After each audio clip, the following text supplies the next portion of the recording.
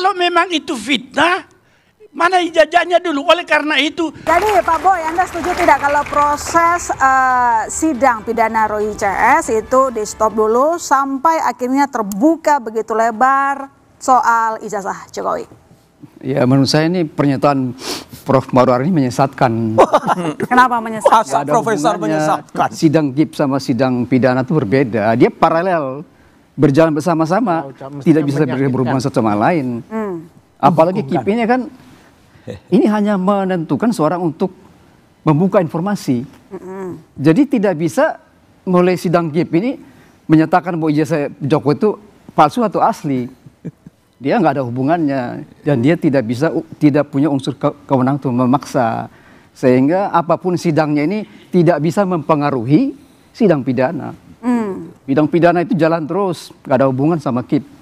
Menurut KIP terserah dia mau bongkar bangkir, dia mau paksa, itu nggak ada hubungan sama sekali. Jadi tidak ada hubungan antara KIP dan pidana, sehingga tidak bisa mempengaruhi satu sama yang lain. Ya, Pak Marwarar, Anda dibilang sesat pernyataan Anda. Ya, Profesor ya, itu namanya tidak melihat secara objektif karena dia sudah berada di posisi itu. Tapi saya tidak memihak siapa-siapa. Saya dulu pembela Jokowi saya. Tapi kemudian belakangan ada yang sudah sadar Pak ya. Tapi banyak yang belum sadar nih. Cita-cita kita. Jadi apa alasan terbesar bahwa harus ditunda dulu aja soal karena itu pidana? Merupakan unsur. Saya sudah katakan unsur melengkapi. Tadi. Jamhin didakwa mencemarkan nama baik. Pertanyaannya unsurnya. Apakah ada nama baik dari mereka yang dicemarkan itu? Ini juga, kalau memang itu fitnah, mana ijazahnya dulu? Oleh karena itu, saya sangat prihatin itu. Ada dua yang sudah dihukum itu, Gus Nur sama Bambang Tri itu adalah peradilan sesat. Itu saya bisa jamin itu. Tidak ada independensi dan imparsialitas, karena harus ditunjukkan dulu bahwa ijazah ada, baru namanya fitnah. Bahwa kamu palsu ijazahnya, begitu kan? Iya, oleh karena itu ya, terlepas dari ketua peradi dia ini, ketua peradi apa namanya? Bersatu kan? Bersatu, berdua, bertiga, Prof. Objektif meskipun kita berada di posisi daripada seseorang untuk membela dia, kalau di depan masyarakat sebagai pimpinan organisasi daripada advokat, kita harus objektif ya. Saya kira demikian. Oke, Pak Boy, unsur yang melengkapi. Unsur melengkapi yang mana? Persidangannya berbeda, Prof. Masa seorang Prof bikin pernyataan seperti begini? Ini sidangnya berbeda. Pidana berbeda dengan KIP. KIP punya urusan internal sendiri, pidana punya internal sendiri. Bagaimana bisa disatukan? Nggak ada hubungan sama sekali. Jadi ini sangat menyesatkan Prof kita nih. Kurang tepat, Prof. Ya. Mohon izin Prof. Juga Prof jangan sebut-sebut organisasi, bicara organisasi beda lagi dengan Prof kita. Beliau itu yang sesat. Unsurnya itu harus ada. Bahwa itu berbeda itu soal lain. Tapi unsur ada ijazah yang betul asli, sehingga pernyataan-pernyataan Roy Suryo dan kawan-kawan itu salah. Itu menjadi fitnah. Baru dia ada proses peradilan pidana. Saya kira begitu. Iya. Oke, saya ke Pak Alamsyah. Jadi kira-kira dalam uji konsekuensi, apa saja yang bisa kita dalami? Baik, kalau uji konsekuensi itu untuk ada dua tahap ya. Satu, mencek adakah dasar hukum untuk mengecualikan. Kalau tidak ada dasar hukumnya, ya sudah buka. Yang kedua, kalaupun ternyata ada dasar hukum untuk mengecualikan, pertanyaan berikutnya, adakah kepentingan publik luas yang harus dilindungi? Kalau ternyata kepentingan itu lebih besar, boleh saja Majelis Komisioner menyatakan dibuka dengan cara memberikan macam apa caranya, waktunya kapan, gitu ya. Jadi uji konsekuensi itu 2 kali. Tapi kalau untuk dokumen ini kan pasalnya sudah jelas ya, disebut di situ bahwa sepanjang berkaitan dengan jabatan seorang dalam posisi-posisi jabatan publik ya maka dia terbuka. Tapi ini sebetulnya Lona yang jauh lebih penting lagi. Persoalan teman-teman ini kan sebetulnya kenapa sampai harus ke Komisi Informasi, karena mau mengakses salinan itu sebagai satu tahap untuk mengetahui otentisitas dari dokumen ijazah. Nah, otentisitas itu diaturnya di mana? Kalau kita buka di Undang-Undang Kearsipan, itu yang menentukan peraturannya adalah Andri. Ya. Dan Kepala Andri sudah menurunkan peraturan Kepala Andri tentang untuk pengujian tentang otentisitas sebuah arsip. Bahkan Andri itu punya laboratoriumnya. Jadi kalau mau menguji otentisitas arsip itu bukan cuma sekedar disama-samakan gitu ya. Ini sekedar masukan aja untuk teman-teman kepolisian. Saya nggak punya kepentingan untuk mencampuri. Kalau cuma identik itu belum otentik. Yes. Jadi untuk otentik itu ada di dalam ketentuan itu, pertama adalah informasinya, fontnya sama atau apa, oke, tata letak dengan yang lain, oke. Itu belum bisa disebut otentik. Step kedua, materinya, umur kertas, umur tinta, itu nggak bisa diraba-raba. Itu harus masuk ke dalam laboratorium, Ya. dan Andri mampu melakukan itu. Perlu dilibatkan nggak Andrinya? Ya, Perlu dilibatkan. apanya? Terus. Andrinya perlu bisa diuji nggak kira-kira? Kalau Andri kan dia akan menguji semua dokumen yang akan masuk ke dia. Jadi pertanyaannya kemudian saya baca-baca. Di KPU itu kok salinan ijazah capres setelah dia selesai bahkan kok tidak diserahkan ke Andri ya? Ya.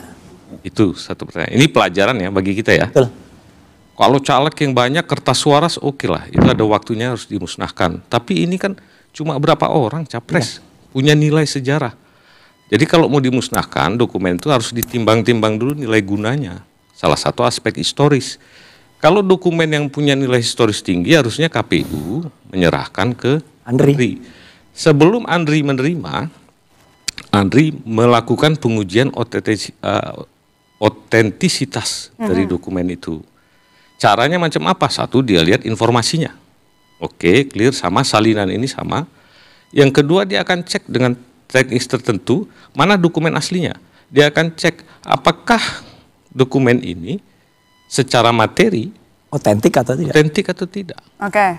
Nah, persoalannya sekarang kan karena tidak diserahkan ke sana, jadi Andri juga tidak menyatakan kemudian, ya kami nggak bisa menguji tanpa kemudian dokumen. Jadi menurut Anda kenapa nggak sampai Andri arsipnya Jokowi? Kalau menurut saya tata kelola kearsipan di KPU yang harus diperbaiki ke depan. Ini pelajaran loh, kita baru tahu setelah ada sidang di Komisi Informasi, kalau nggak kita nggak tahu.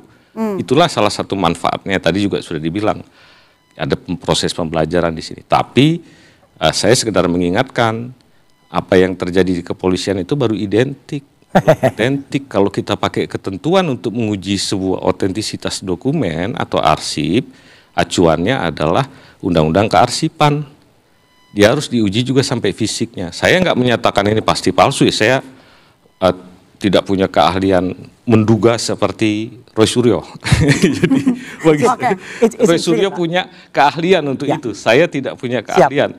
Tapi dalam hal ini, kalau toh nanti kemudian kepolisian harusnya menyatakan ini memang otentik, harus tuntas sampai uji materialnya. Betul. Bukan cuma kesamaannya, itu aja pesan saya sih. Supaya Sedikit saya tambahkan. Apa yang disampaikan Pak Alamsyah sebagai Ketua KIP versi dulu, ini adalah fakta, Mbak. Jadi 2 minggu sebelum teman-teman Bon Jovi ini di sidang, saya kebetulan juga jadi ahli di KIP, ya, dalam gugatan yang dilakukan oleh Dr. Bonatua. ya. Nah, pada saat itulah terungkap bahwa Andri itu belum menerima dan belum melakukan otentifikasi dari KPU. Ya, jadi ini fakta persidangan. Ya. Dan KPU dipersalahkan dan makanya nanti akan ada sidang berikutnya. Ya. Kebetulan saya dulu juga pernah membantu Andri, Pak Alamsyah, ketika masa Pak Joko Utomo sebagai ketua. Nah, dulu semua itu diuji, betul tadi yang saya Pak Alamsyah. Kertas itu, Pak Alamsyah, itu kita uji dengan namanya carbon dating. Ya, macam-macam tekniknya banyak. Kemudian ink dating diperiksa. Jadi artinya itu nanti akan dicek. Nah, sekarang terbukti bahwa ijazah yang disebut ijazahnya Jokowi itu belum diuji otentifikasinya sehingga belum disimpan di Andri. Nah, maka kita kembali sedikit ya ke undang-undang. Saya berharap sih Komisi Informasi suatu saat mengundang Andri sebagai ahli, bukan sebagai termohon, supaya dia bisa jelaskan di sana. Betulnya berharap begitu. Nah, kita kembali sedikit nih, Lona, sebelum saya tuntaskan. Siapa yang pertama kali harus melakukan uji otentisitas? Siapa? Adalah pencipta arsip. Siapa pencipta arsip? Pencipta arsip, bukan pencinta ya. Pencipta arsip itu. Ya, pertama kali adalah UGM. Yang kedua siapa?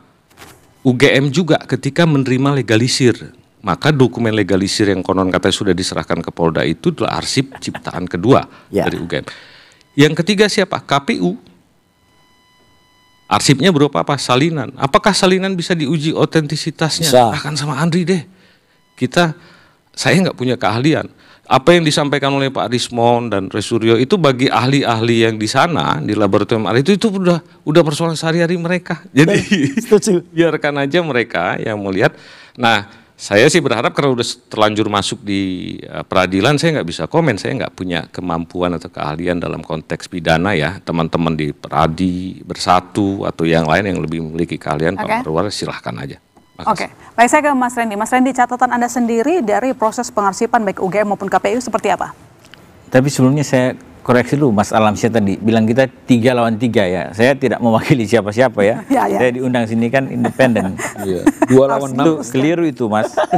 2 lawan berapa? Nggak ada lawan-lawanan ya? Nggak ada lawan-lawan. Iya, tadi kan dibilang kubu-kubuan. Supaya nggak liar di bola liar ini. Itu poin pertama. Kedua, saya seharian ini naik ojek, Grab, Gokar, nanya-nanya ke drivernya. Soal karena saya diundang di sini kan. Ya. Tahu enggak soal ijazah Jokowi? Tahu.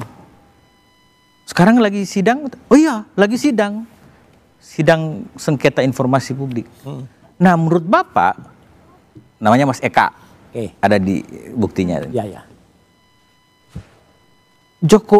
Akan terbuktikah ijazah Jokowi ini asli atau palsu? Oh iya, akan kelihatan di situ. Saya melihat pertanyaan ini, apakah ijazah Jokowi asli atau palsu? Di sini ada disinformasi di bawah, ada miskonsepsi soal sidang yang dinonton di TV oleh publik, bahwa seakan-akan sidang sengketa informasi publik ini adalah untuk memutuskan atau menentukan ijazah yang bersangkutan asli atau palsu. Betul? Iya kan? Adik-adik mahasiswa boleh. Kalau nonton, narasi kita dibawa di situ. Padahal sebetulnya dalam konstruksi hukum atau berpikir bahwa asli atau palsu suatu dokumen atau ijazah, katakanlah, kita ketahui kan bersama di pengadilan. Nah itu. Nah, proses yang ada sekarang yang saya bilang tadi mengalami disinformasi dan mispersepsi di bawah. Nah, itu yang kami lihat. Poin kedua, kenapa jadi begitu? Ya, polarisasi-polarisasi yang ada sekarang ini dari pra pemilu, pemilu, pasca pemilu. Never ending, never stop. Kapan berhentinya? Iya kan? Ketiga, selanjutnya, apa yang bisa didapatkan dari sengketa informasi publik ini? Ya kan? Adik-adik mahasiswa bertanya kan? Ujungnya apa? Ujungnya senda, ada kan Pak Alamsyah mantan komisi.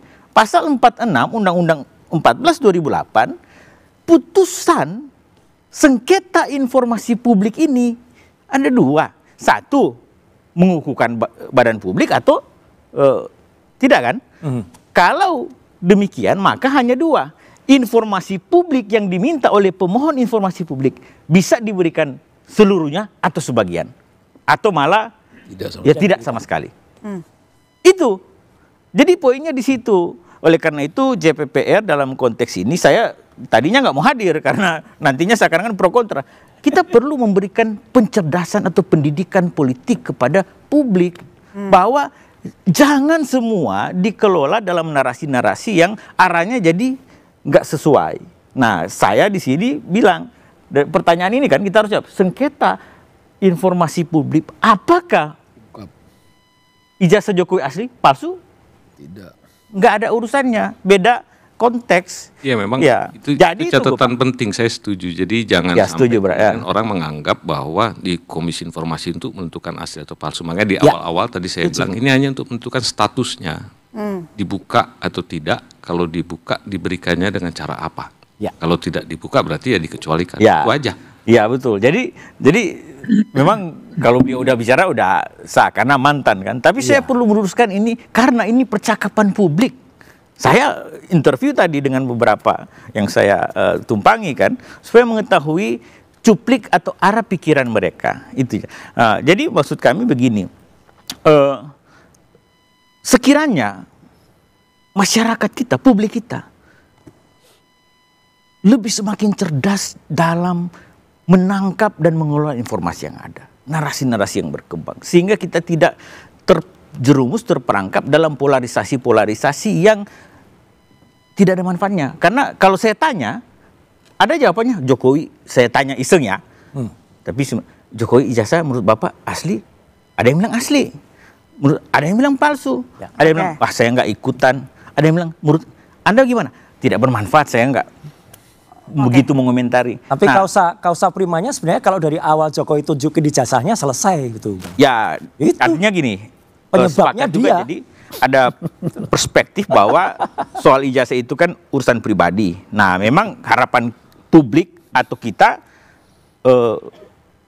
supaya kegaduhan atau keributan ini tidak berlanjut sebetulnya bisa saja. Tapi hak beliau juga mau atau tidak, atau barangkali kami melihat ada perspektif yang berbeda. Sekarang kalau mau pemilu, Mas Roy Suryo ini pasti terpilih, elektabilitas naik karena muncul di TV terus kan. Baik, jadi apakah pengadilan? Tapi kita hati-hati ya.